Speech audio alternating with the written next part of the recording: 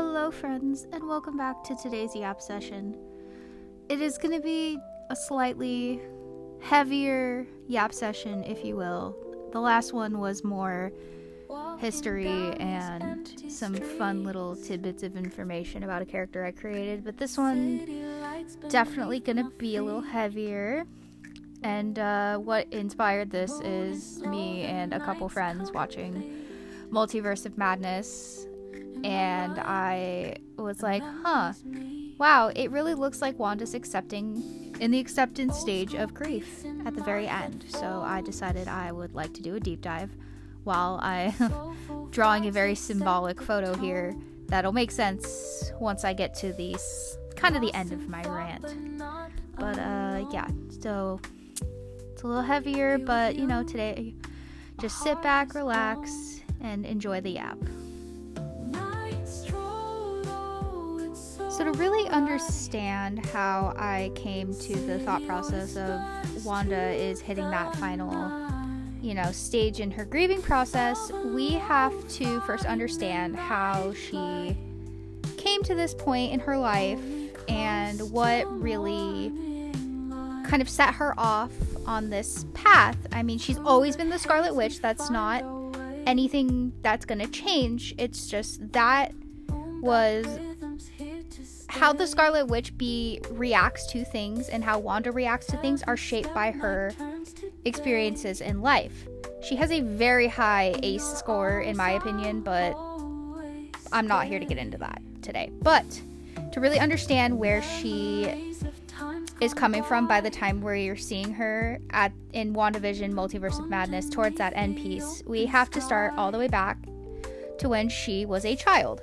Now, if you haven't seen WandaVision, then I'm sorry, spoilers, but we see her and Pietro go through this very traumatic event in probably about 1999. They were born in 1989, and, Wanda had stated before that they were 10 years old when this event happened. Now, that probably would have been 1999. So, her parents are unfortunately a casualty in a missile attack, and one hits the building falls down, their parents pass away, it leaves them alive and stranded, and they see this second shell, and it starts to create this hatred for Tony Stark because it was a Stark Industries missile that was there. And this whole event leaves them orphaned and homeless. Event number one. Number two, they, in the 2000s to 2010s, because they were teenagers to young adults, they join a resistance movement in Sokovia because they don't like how the government is handling things, which, I get it.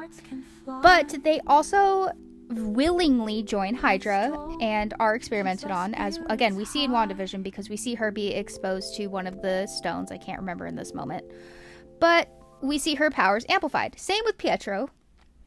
But then that in itself creates this whole other problem, because then at the beginning of Age of Ultron we see them being forced to fight against the Avengers, who they have maybe a small sense of who these people are, but not a big one, because they're like, oh my god, these people are attacking us, why are they attacking us, kind of mentality. But we also see Wanda use her powers against Tony, and then later in the movie we see her use them against the rest of the Avengers until Clint electrocutes her.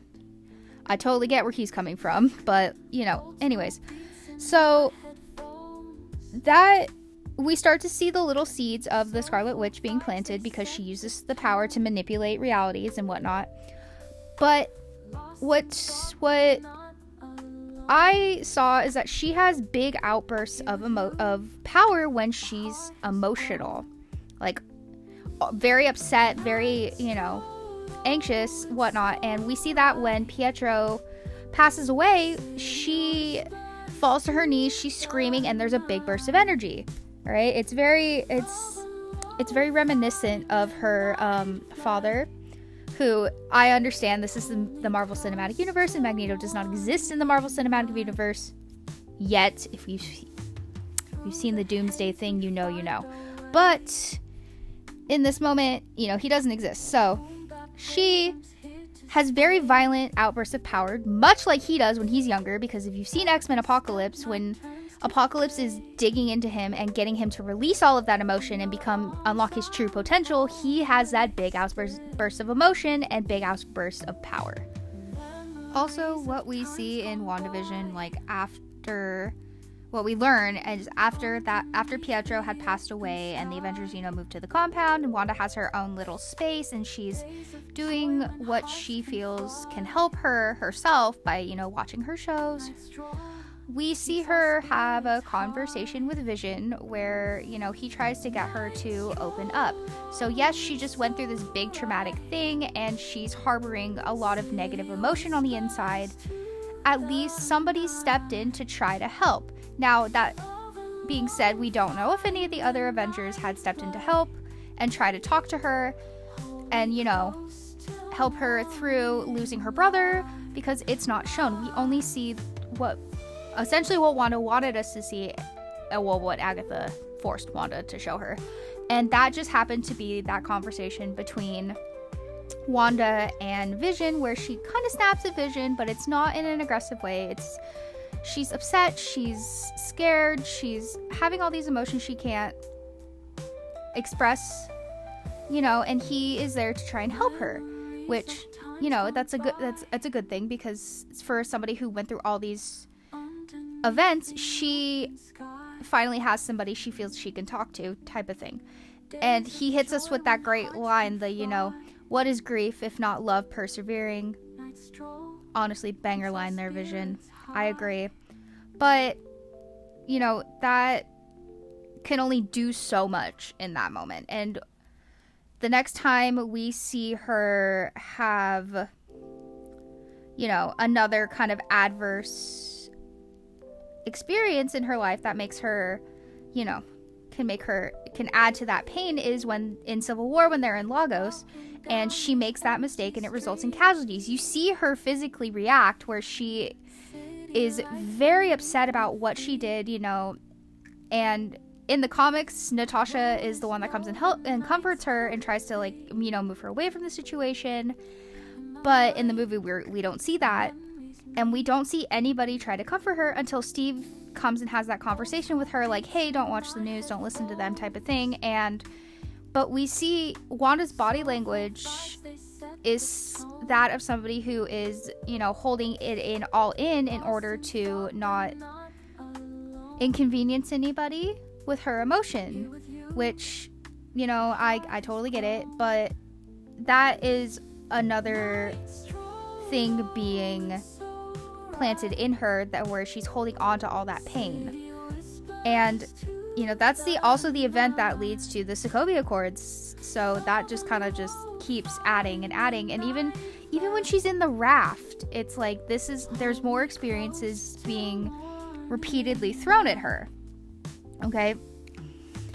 And even in Infinity War, where she gets to have her own space again and time to maybe grieve or release some of that emotion, it's taken away from her again, because she's attacked in Edinburgh with Vision, and then they have to go to Wakanda to try to take the stone out of his head, and then she has to kill him, and it creates more pain for her.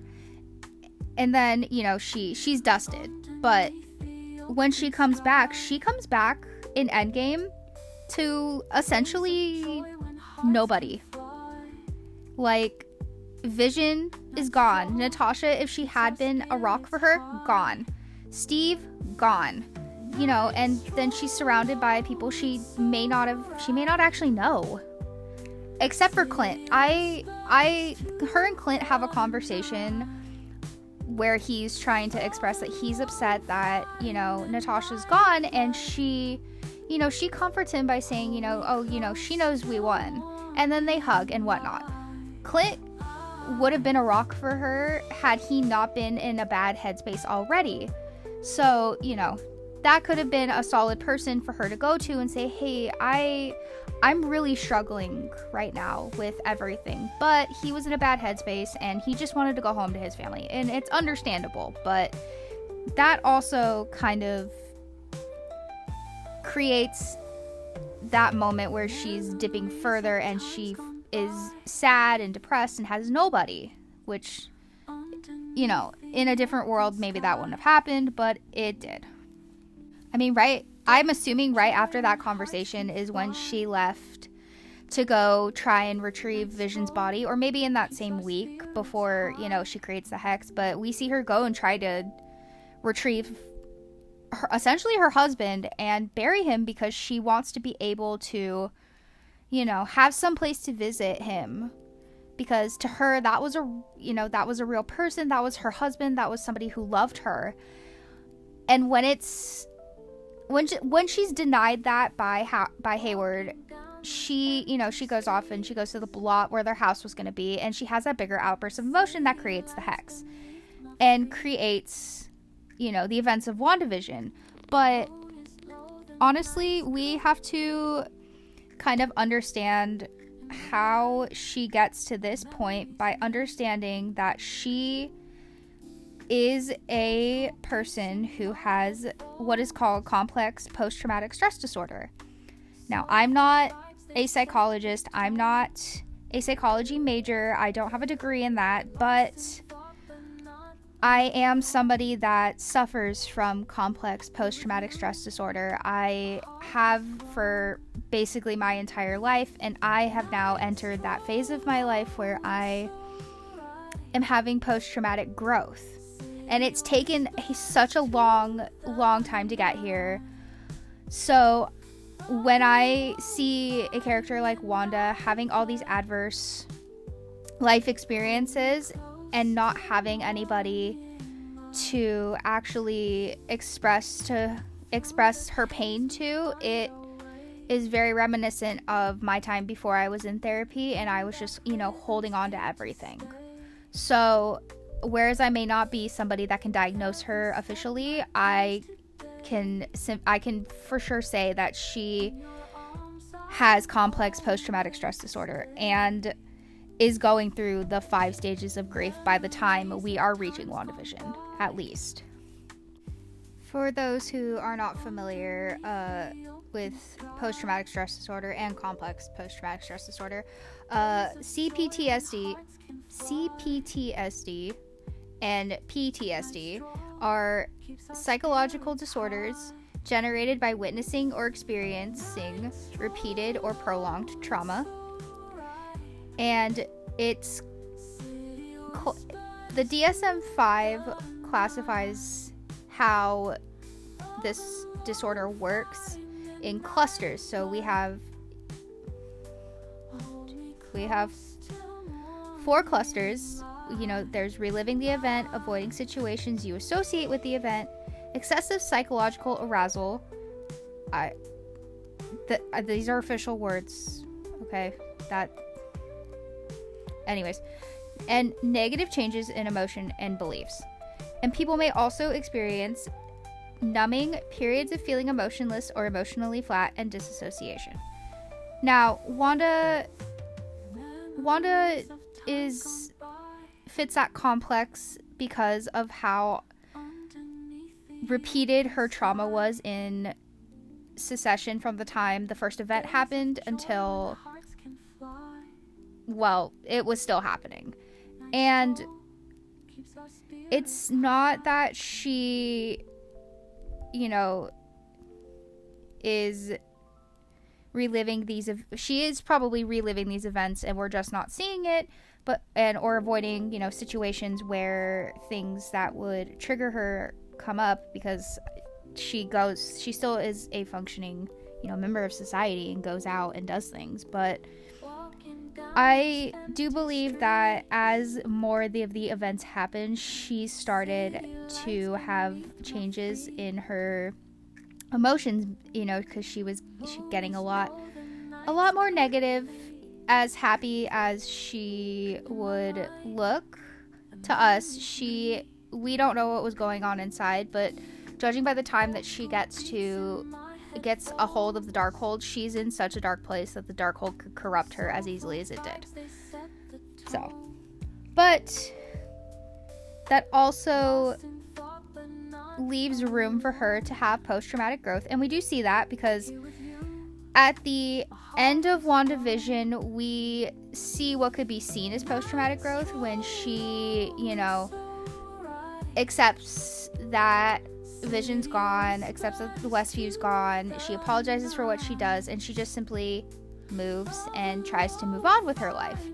Now, that's not to say she's not forgetting what has happened to her, but she's starting to distance herself in a healthy way from her own trauma. And that's why when you see that cutscene, she is like, in a very calming place. It's very quiet, soothing, away from people type of thing, until we see her, reading the Darkhold. I'll get to that. But to backtrack, we also see her go through the 5 stages of grief, and it starts, I believe we start seeing it when she tries to go and get Vision's body back from Sword, and they deny her because she is upset that she can't take his body with her, because she just wants to bury him. That's all she wants. And that is, denial. That, this is, she can't accept that she can't take him to give him a proper burial, and that they aren't going to get their home in, the lot that Vision had picked out for her type of thing. And she can't accept that he is 100% fully gone. And that's the first stage in the 5 stages of grief. The second stage is anger, and people express anger in various ways, but when we see her, it's when she creates the hex. She lets out a very frustrated, angry, upset sounding scream, and there's that big burst of energy that comes out when she does, like we saw when Pietro passed away. So, in that moment, she wasn't strong enough to create something as big as the hex, but in this moment she is, because there's just so much built up pain and anger coming out all at once. The third stage in the 5 stages is bargaining. So what bargaining is trying to, come up with a way to get back what was lost. And we know that can't happen. Even in a superhero movie, that can't happen. You can't bring back the dead. Even Wanda points that out in the show. You can't bring back the dead. Anyways, but Wanda's solution to not being able to bury her husband, not being able to have a life with him, and all of these other built up adverse effects, is to create that hex, because to her, it's a solution where she gets to have her family. She gets to have an experience she may not have ever had. She gets to, Vision's there. Eventually, Billy and Tommy are there. Pietro even comes back. Like, it's her way of bargaining to bring them back, even though, normally that wouldn't happen. But this is her regaining control of something that, cannot be reversed. And due to it being just a figment of reality, it's able to happen because of the Scarlet Witch's power. We then start to see the 4th stage, which is depression, and we start to see kind of little blips of it right as she, at the end of WandaVision, when she is, tucking Tommy and Billy in for the last time. You can see it in her demeanor. She is somewhat accepting of what's happening, but she's also very sad, and this is the last time she's seeing Vision. This is the last time she's seeing her boys. This is a goodbye, and it's a goodbye she didn't want to have. And it's coming all into the surface in that moment. And even afterwards, when she's leaving the city, she just looks like a shut down, detached, upset, that type of thing. And even before we're at this point, somebody would have diagnosed Wanda as having depression just because of her demeanor and how she's internalizing all of the pain she's suffering. And as it's coming from somebody who's also got depression. So, like, I could see where a doctor, had she seen one, would have been like, well, you have depression. And she probably would have been like, I don't know about that. But, you know, that kind of thing, because... Anyways. But, you know, it bubbled up and came out in that moment. But the response she has to this is also to isolate herself, because again, we see her go, and, you know, whereas that's, you know, could be seen as part of the process, she detaches herself from everybody, because I don't think she told anybody where she was going. She moved as far away as possible, and she also gave in to the Darkhold, because she puts up a projection where there's Wanda who's walking around and having her hot little beverage, sitting on the porch, looking at the beautiful scenery. But then in the back, there's the Scarlet Witch flipping through the Darkhold, trying to figure out how to get her kids back. So that's also where we start to see what I believe is a split between Wanda Maximoff, a person, and the Scarlet Witch as the entity that lives inside Wanda. So, I'll get to that. But Wanda also takes a couple steps back, because in Multiverse of Madness, she's bargaining once again with the Darkhold at this time to get her boys back. And when Doctor Strange interrupts her process and doesn't give her America Chavez like, you know, she wants him to, she goes back to she's back in the anger stage, because she spends that entire movie completely angry. But again, that is the slight separation between Wanda as a person and the Scarlet Witch as the entity that lives inside of her. Towards the end of Multiverse of Madness, we see Wanda finally reach that acceptance stage, and it may not be completely noticeable at first, because what we see is America open that portal, and Wanda as the Scarlet Witch goes back through it into Earth. I think it's 585. I could be wrong. I'd have to look. But she wants to take that Wanda's place so that she can be with her boys. What she wasn't expecting when she was back where Billy and Tommy were, was for them to react in the way they did. She was expecting them to react saying, oh my god, you know, react as a child would, you know, oh, mommy's home. Instead, she was greeted with scared children who were screaming and afraid and throwing things at her, and she even snaps at them for it, even though it's a total normal fear response to I want to say Billy and Tommy are 10, maybe 11. They're between 8 and 12. But you know, right after she snaps at them, we see her kind of snap out of it, because she is immediately apologetic about, like, oh my god, I didn't mean to do that, I'm sorry, mommy, sorry.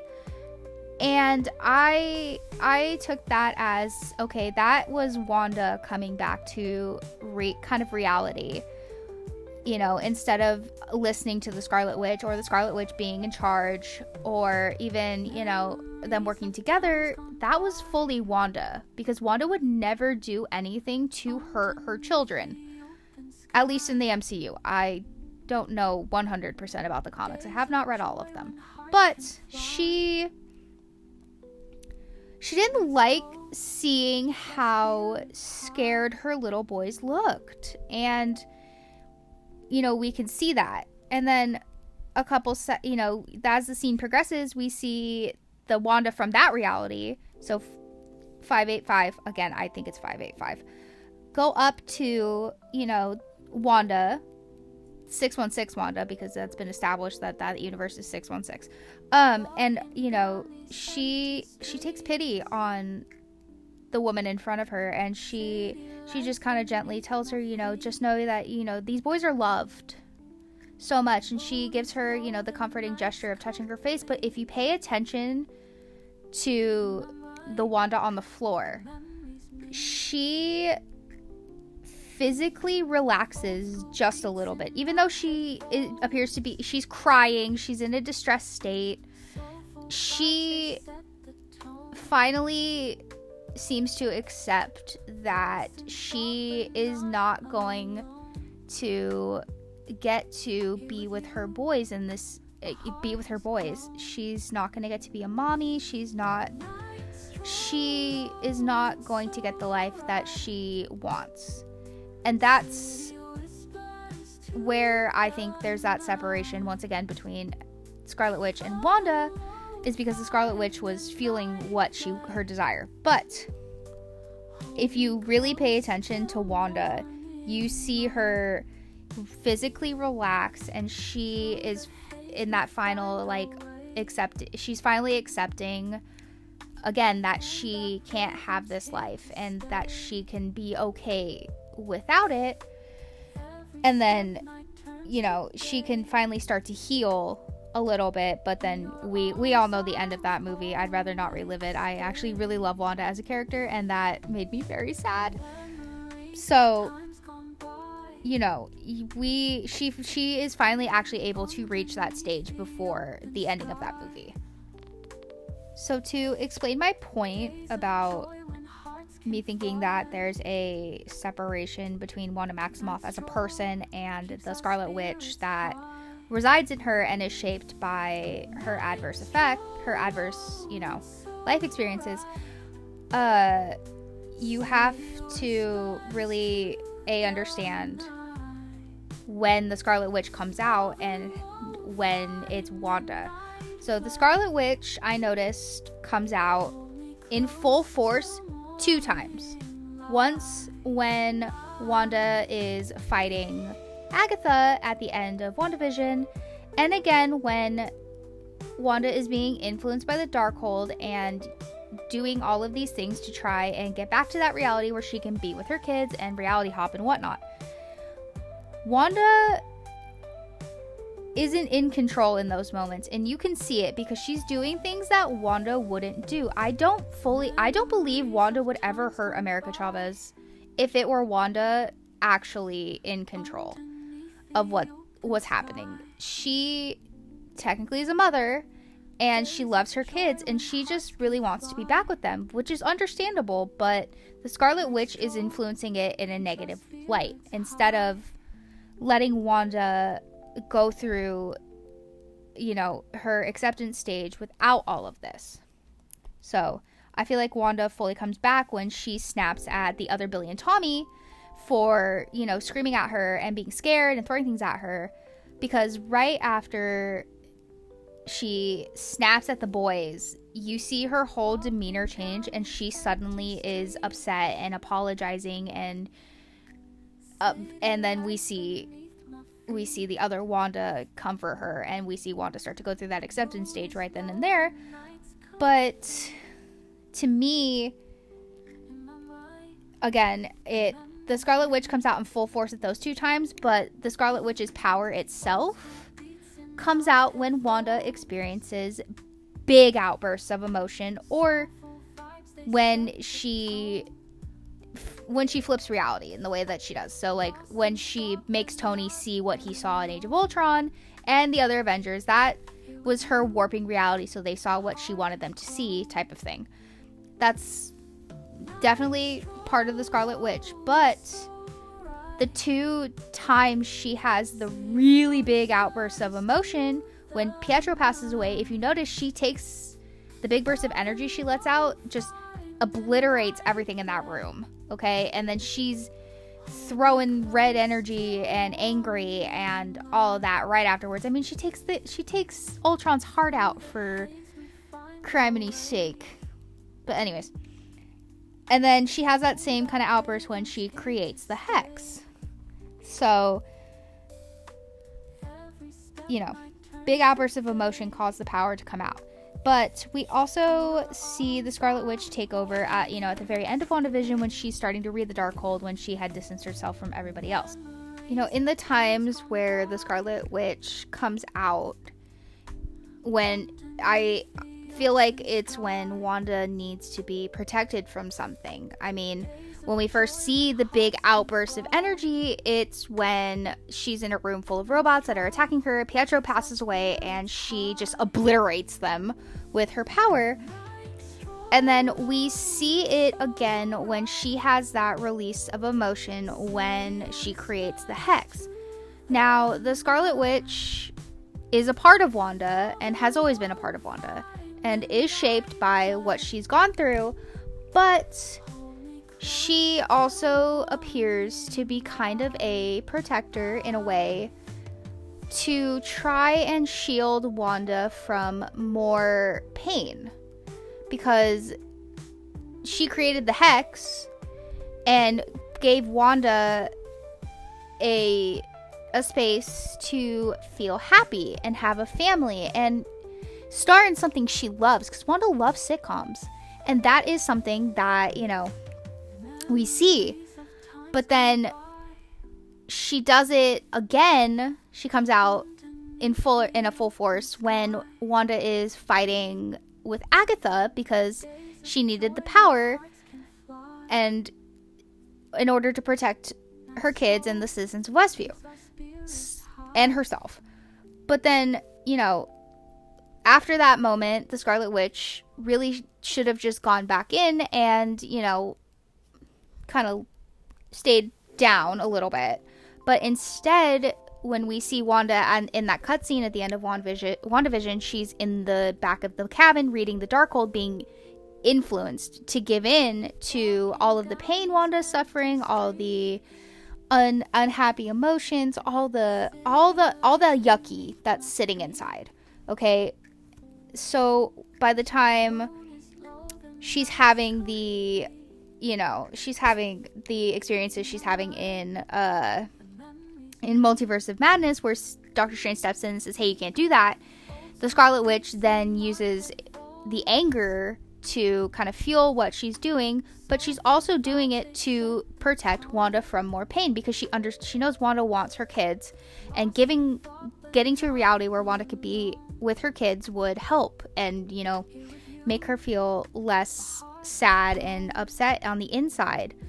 But it doesn't really work like that, as Doctor Strange pointed out. Like, what are you gonna do in that reality if something happens? And she's like, well, I'm just gonna go to the next one. That's not really how that works, honey. You can't really just do that. But that wasn't Wanda talking, because again, the Scarlet Witch said, I need America Chavez, I need to take her power, I need to do all these things that would in turn hurt a child. Wanda wouldn't do that type of thing, But whatever the Scarlet Witch is doing in the movie and at the end of WandaVision is solely to make sure that Wanda is happy, because Wanda has been through so much by the time she creates the Hex and goes through everything with that and is starting, is being influenced by the Darkhold too. But like she just wants to have Wanda's pain to stop. That type of thing. Now, I none of this is official. None of this is even fact-checked by a psychologist and whatnot. This is just purely something I noticed while I was watching the show and the movies, and how Wanda behaves from the first time we see her until the very last time that we see her. She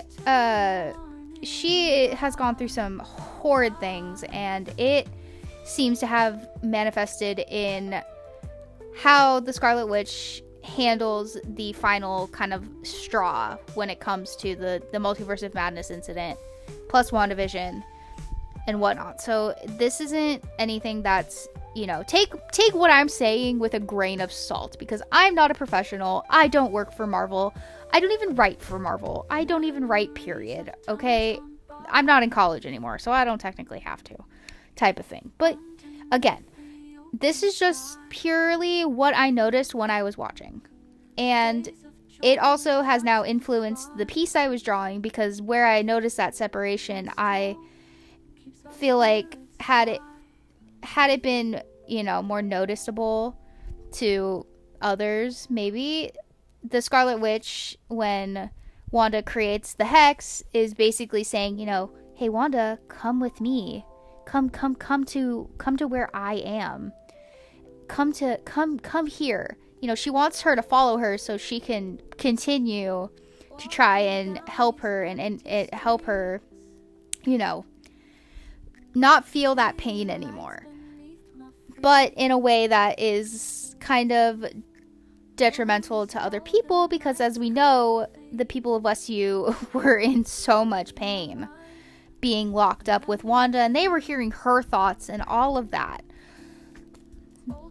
So that's what really inspired my yap session here and inspired my art piece. So, I also just cut out a bunch of useless art pieces, but here's the final product. Don't forget to like, subscribe, and comment, and follow me on Instagram and Ko-Fi. Ko-Fi? However you say it.